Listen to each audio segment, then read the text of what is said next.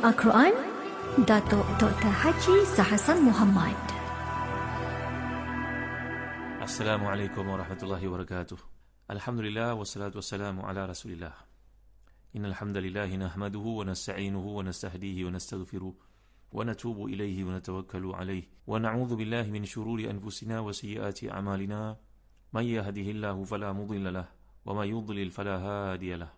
Allahumma salli wa sallim wa barik ala Muhammad. Menunjukkan bahawa Nabi SAW merupakan insan yang pertama yang akan masuk syurga. Jadi golongan syuhada ini ditempatkan di tempat yang penuh dengan nikmat, diluaskan bagi mereka barzah mereka, kubur mereka, maka itulah yang dimaksudkan dengan syurga. Kemudian datang ayat wa ayatul lahumul ardul maitatu ahyainaha. Ini dalam bahasa Arab, dalam bab balaghah dipanggil tibaq, iaitu bila Allah menyebutkan al-maitah, datang ahyaina. Begitu juga ayatul lahumul lailu naslakhu minhun nahar. Nanti kita akan jumpa ayat ini yang merujuk kepada tibaq juga. Jadi an-nahar dengan lail merujuk kepada satu bentuk tibaq. Jadi dalam ayat yang dikemukakan di sini bagi menunjukkan kepada bentuk pengagungan, kehebatan Allah Subhanahu wa taala. Jadi muslim-muslimat yang dirahmati dan dikasihi sekalian, bila Allah menyatakan di sini antara tanda-tanda yang dibukti petunjuk kewujudan kekuasaan Allah yang melaksanakan al-ba'ats, iaitu kebangkitan semula, menghidupkan orang yang telah mati, menghidupkan bumi yang tandus kering dan menurunkan hujan, menjadikan padanya tanam-tanaman hidup dengan berbagai-bagai bentuk, dengan berbagai-bagai keadaan, mengeluarkan biji-bijian menjadi rezeki kepada hamba-hambanya. Kemudian dalam biji-bijian itu juga mewakili sebahagian besar daripada bahan makanan yang diguna, yang dinikmati oleh manusia. Kemudian Allah menyatakan juga waja'alna fiha jannatin min nakhilin wa a'nab wa fajjarna fiha min uyun. Kami jadikan di bumi ini, kami hidupkan kebun-kebun penuh dengan pohon, dengan kurma, anggur dan sebagainya. Kami buat sungai yang diperlukan, dan di sini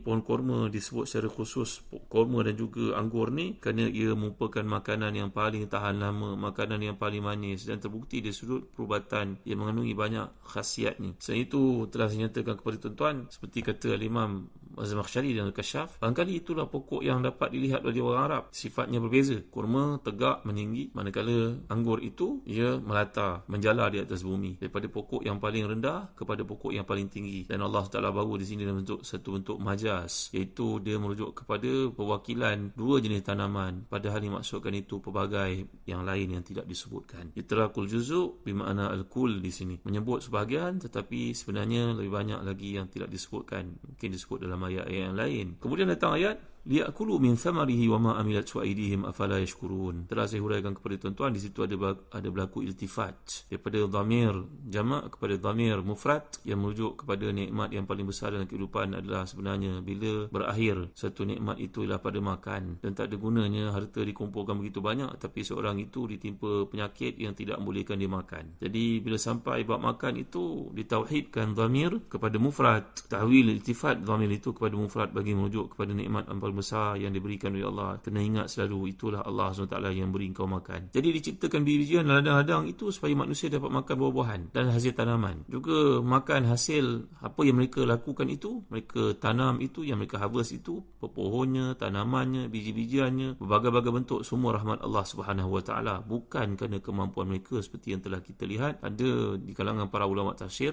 yang mengi'rabkan perkataan ma itu sebagai nafiah, bukannya silah, seperti contohnya dalam Tanwihul Afham, kerana ia berkaitan dengan ayat-ayat yang mentafsirkan daripada surah yang lain, contohnya surah Al-Waqi'ah. Maka mengapa mereka tidak mensyukuri nikmat yang Allah berikan? Jadi setelah merintahkan mereka untuk bersyukur kepada Allah, mensyukuri nikmat Allah supaya beribadah hanya kepadanya, maka Allah Ta'ala menerangkan bahawa mereka tidak puas dengan hanya meninggalkan kewajipan bersyukur, malahan mereka menyembah selain daripada Allah Subhanahu Wa Ta'ala. Sebab itu datang ayat subhanalladzi khalaqal azwaja kullaha mimma tumbitul ard wa min anfusihim wa mimma la ya'lamun. Maha suci Allah, selepas segala limpah kurnia ini dilimpahkan kepada kamu, dikurniakan kepada kamu. Maka datang jumlah istinafiyah di sini musta'nafah bagi merujukkan mengapalah masih tidak menyucikan Allah, mengagungkannya, sedangkan dia telah menciptakan bagai-bagai nikmat yang diberikan sebelum itu diceritakan kepada kita dalam ayat-ayat yang lalu. Jadi intinya Allah Ta'ala yang maha pencipta ini dengan ciptaan yang sangat luar biasa, manusia itu sendiri, flora, fauna, segala bentuk tanaman yang dijadikan. Jadi sepatutnya yang lahir dalam diri kita perkataan subhanallah, maha suci Allah Allah Subhanahu Wa Taala. Jadi ayat ni merintahkan kita untuk menyucikan Allah dari segala perkara yang tidak patut. Jadi setelah memberikan paparan petunjuk tentang ba'ath dan juga hasyar dengan fenomena alam yang dapat kita lihat ini, dengan terkaitnya dengan perubahan masa, kemudian datang ayat yang berikutnya bila Allah gambarkan dalam ayat 37, a'udzubillahi minasyaitonirrajim, wa ayatul lahumul lailu naslakhu minhun nahar fa idahum mudlimun wasyamsu tajri limustaqarrin laha dzalika taqdirul azizil alim wal qamara qaddarnahu manazila hatta 'ada kal urjunil qadim la syamsu yanbaghi laha an tudrika al qamara wa lal lailu sabiqun nahar wa kullun fi falakin yasbahun. Sadaqallahul azim. Tuan-tuan memiliki tafsir Ibn Katsir, rujuk muka 23, dan satu tanda kekuasaan Allah yang maha besar bagi mereka adalah malam. Kami hilangkan siang dari malam itu, maka dengan serta-merta mereka berada dalam kegelapan. Dan matahari berjalan di tempat peredarannya. Demikian ketetapan bagi yang maha perkasa lagi maha mengetahui. Dan telah kami tetapkan bagi bulan itu berperingkat-peringkat garis peredarannya, sehingga telah sampai ke peringkat yang terakhir, kembalilah dia sebagai bentuk tandan yang tua. Tidaklah mungkin bagi matahari mendapatkan bulan, dan malam pula tidak dapat mendahului siang, dan masing-masing beredar pada paksinya. Tuan-tuan dan dikasih sekalian, ini dalam bahasa Arab kalau kita belajar, bila Allah menyatakan wa ayatul lahumul lailu naslakhu minhun nahar, ini satu perkataan yang digunakan iaitu naslakh. Naslakhu ni dipinjam dari perkataan as-salkhu, iaitu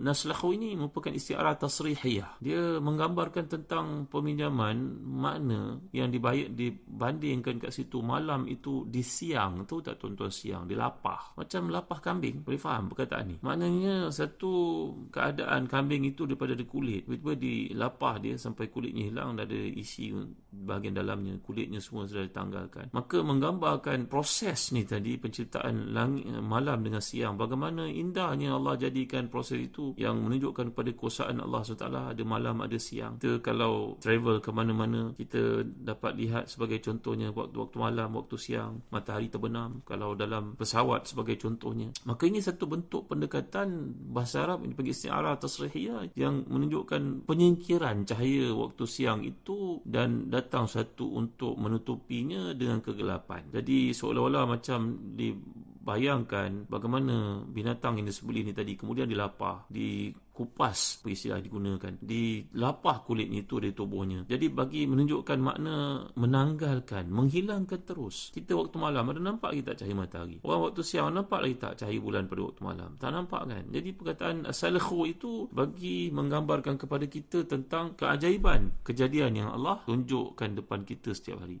Itu sebab pada kuliah lalu saya dah terangkan kepada tuan-tuan betapa hebatnya Islam yang datang ini. Kalau masih lagi buta mata hati itu, fa innaha la ta'mal absar walakin ta'mal qulubul lati fis sudur. Sungguhnya bukan mata luar itu yang buta, tapi mata dalam itu yang tak berfungsi. Mata dalam hati itu tak berfungsi. Nanti di akhirat, dalam sebuah hadis riwayat Ibn Ahmad, Ibn Hibban, Tabarani, daripada Aswad bin Sari' bahawa Nabi menceritakan arba'atun yawmal qiyamah, rajulun asam la yasma'u syai'an, wa rajulun ahmaq, wa rajulun haramun, wa rajulun mata fi fatratin. Ni 4 manusia ni di akhirat nanti ketika disoal oleh Allah SWT, mereka punya jawapan. Fa'amal asamu fayaqul Rabb laka raja al-Islam wa ma asma'u syai'an. Orang yang pekak ni bila datang akhirat nanti dihisap dia, maka dia menjawab depan Allah, ya Allah, ya Tuhan, Islam datang tapi saya tak dengar apa-apa lah wahai Tuhan. Macam manalah saya nak ikut Islam, saya tak dengar benda yang dikatakan. Allahu akbar. Wa amal ahmaq fayaqul Rabb laka raja al-Islam wasibyan yahzifuni bil ba'r. Maka datang pula orang yang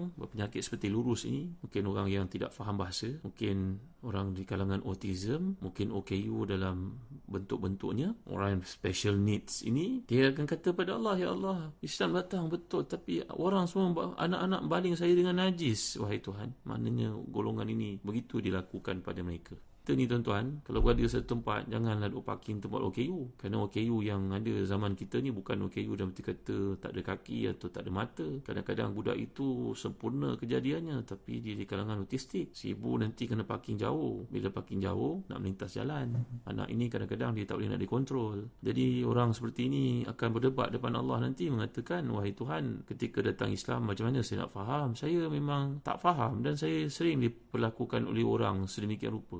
Dengar baik tuan-tuan pesan ini ya. Jangan kita parking tempat OKU ya. Kerana OKU yang ada pada zaman kita kadang-kadang sempurna kejadiannya, tapi akalnya tidak. Maka jangan berlaku zalim pada mereka. Yang ketiga disebut dalam hadis Nabi ini, wa amal haram fayaqul Rabb laqad ja'a al-Islam wa ma aqilu syai'an. Orang tua yang nyanyuk ini akan berdebat depan Allah, mempersoalkan, ya Allah, ya Tuhan, benar semua yang kau katakan.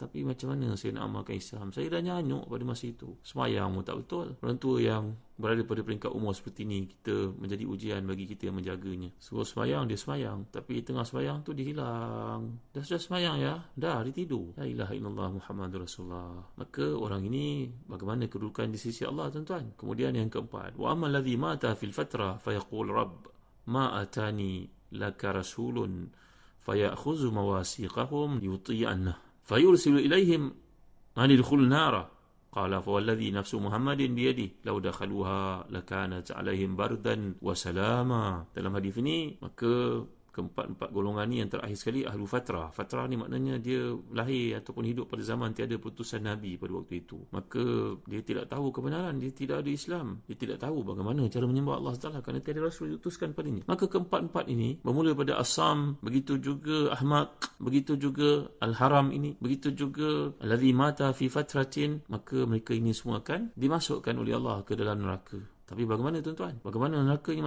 dimasuki mereka itu? InsyaAllah saya akan jelaskan dalam kuliah akan datang. Dan saya juga akan menerangkan kepada tuan-tuan dalam konteks ayat yang diterangkan, yang dibawakan kepada kita ini. Mengapa Allah Taala menyebut malam dan siang itu seperti mana dilapah kambing. Dan kemudian dalam struktur ayat ini dapat kita lihat, bila Allah menggunakan wasyamsu tajri li mustaqirrin laha sampai kepada ayat wal qamara qaddarnahu manazila hatta 'ada kal urjunil qadim. La syamsu yanbaghi laha an tudrikal qamar. Matahari tidak akan dapat mendahului bulan dan malam tidak akan mendahului siang. Dalam konteks ayat ini ada satu kemusykilan yang ditimbulkan oleh para ulama tafsir. InsyaAllah saya akan huraikan dalam kuliah akan datang. Wallahu a'lam wa sallallahu ala sayyidina Muhammad wa ala alihi wa sahbihi wa baraka wasallam. Walhamdulillahi rabbil alamin. Wa barakallahu fikum.